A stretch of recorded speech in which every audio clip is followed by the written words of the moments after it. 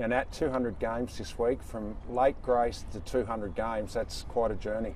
Yeah, it goes quick. It does. And stepping into the AFL, thinking about possibly playing 200 games would have been a dream come true. I've had so many great mentors along the way, so many great experiences, played in big finals and got to represent a footy club which now my whole identity is really intrinsically linked with, so I'm pretty proud of that.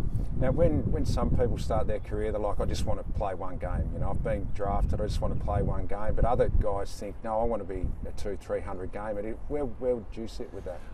I was probably always reasonably ambitious, and I always thought playing a couple of hundred games would have been ideal. Yeah. And as a young, skinny, 72-kilo forward pocket, I used to try and think about one day I'll be a 250-game player, so start preparing and playing like you are right now. And I found that helped in my early days to really impact games. Well, 200 games in that, 2 Brownlow medals, a lot of experiences in that time.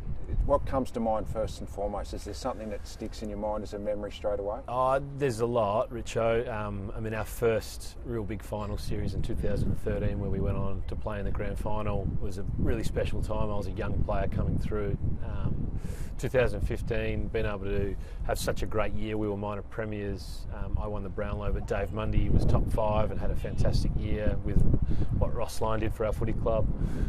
And then more recently, my leadership experience, becoming captain of the club, trying to really evolve my leadership and work with a young group.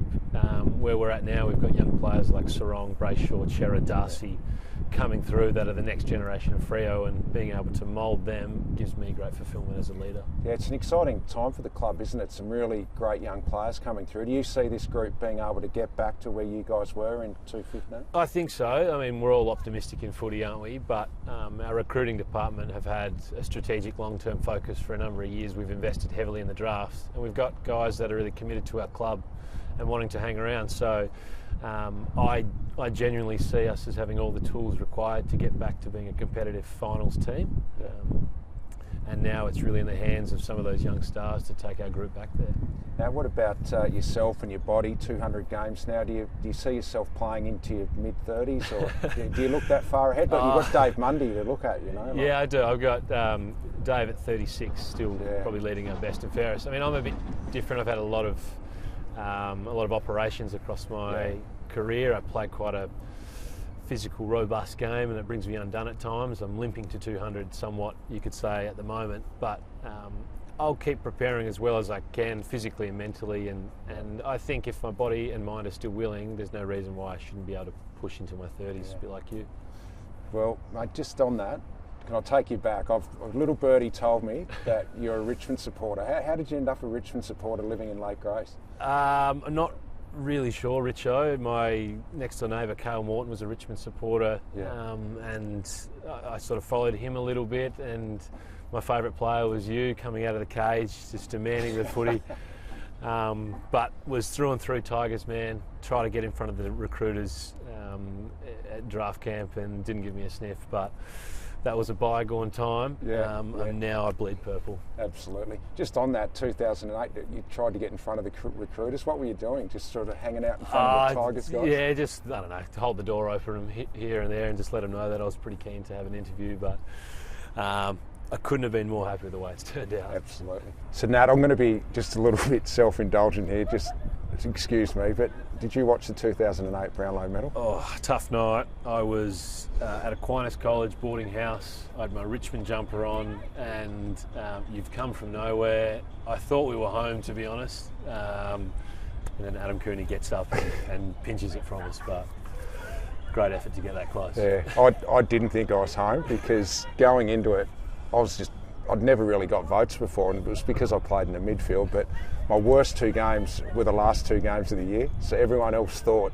maybe I was going to win, but I knew I was no good, so I relaxed. I was pretty relaxed. Now, I just want to ask you about concussion, mate. How do you see the concussion in the AFL at the moment? There seems to be a lot more. Is that just because we're treating it a lot differently now and we're a lot more cautious with it? Yeah, it's a really layered issue, concussion. I think we're continuing to lean into the education, players figuring out more about what they should and shouldn't be doing and getting really good advice. and there's so much grey area with concussion. Players can feel good one week and not good the next week, and we're trying to always take a long-term lens. I think we've got it pretty good at the moment considering. But I've had 3 concussions. It's clearly the most impactful thing on a player's career, I think, and it's something I'll continue to take really seriously. So moving forward, you say you've had 3 concussions. Are they like 3 where you've been fully out, or are they the little knocks that just combine up? So I've had 3 of the short-term amnesias where I've been completely out cold with memory loss, and I've had a number of other subconcussive hits across my career. So it is a scary thing to consider, and I do have some ongoing concerns, as a lot of players that play long into their career do. But at the same time, we know the risks. We're treating them as well as we can. There are things that you can do post-career to continue to mitigate, and as long as we're conscious and educating ourselves, I think that's as good as we can do for now. What's your plans post-footy? You look that far ahead, or? Hopefully that's a few years down the road yet, Richo. But I'm sort of doing my MBA at the moment. I'm involved in a number of businesses. My family's transport business. I'll always have a connection back to that, and always a connection back to lake race in some capacity. So it's really focusing on getting through the rest of my career and getting some success for Fremantle, and then we'll worry about that post. Well, you're still in the hunt, the Dockers. Big game this week for yourself and the team down in Launceston. It's a must-win, really, isn't it? Hawks know the ground well, but you can win. You can be inside the 8. It's a great opportunity for our group. We haven't won down in Tasmania in my career, and I think it represents 2 young teams going against each other in what should be a good match down there in Tassie, and so looking forward to it. You ready to play finals, this team? You think if you get in there you could win a final? I think